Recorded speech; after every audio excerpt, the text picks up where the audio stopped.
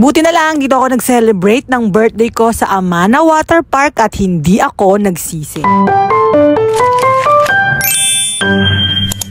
Mula San Jose del Monte, Bulacan ay 45 minutes lamang ang Amana Water Park. Tapos may promo sila ngayon na lahat ng may birthday ng January ay pre-entrance. Tapos lahat ng kasama mo 20% discount. Pagpasok mo nga dito ay dito ka dadaan sa kanilang souvenir shop. Nakakatuwa nga kasi lahat ng staff dito ay friendly at approachable. Pagdating nga namin ay kumain lang kami ng konti tapos diretso ligo na agad para masulit talaga. At alam nyo naman pag may mga kasama kayong bata, Diyos ko dahil hindi magpapaawat sa swimming pool yung mga yan. At totoo ang chismis, palaging malinis ang mga pool nila dito. At napakaraming attraction dito na pang baget. Siguradong magugustuhan at matutuwa sila dito. Kung nakapunta ka na dito, alam mo ang sinasabi ko. Sobrang laki ng Amana Water Park. First time ko lang kasi dito kaya nagulat ako. Ang daming mga cottages dito kaya marami kayong pagpipilian ngayong summer. Kung ano lang yung pasok sa budget nyo, meron sila dito. Nag-ikot-ikot nga kami dito sa Amana at Diyos ko napagod kami. Pero worth it kasi ang ganda-ganda ng place na ito.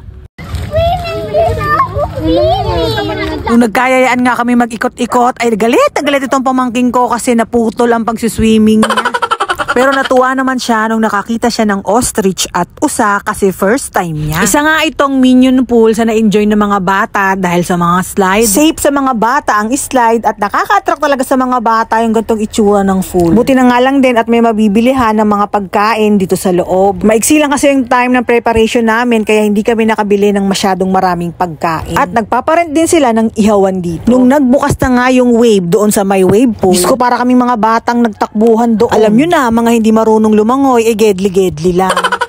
At yung wave pool nila ay hindi lang isang uri yung wave. At kitang-kita mo sa lahat ng nandito na lahat ay nag-e-enjoy talaga. Sa bagay, sino ba naman hindi mag-e-enjoy sa swimming lalo na sa lugar na ganito kaganda? Hindi ko nga ine-expect na may parigalo si Mr. Tignan mo naman yung gipra, parang natirang gipra pa to nung Pasko.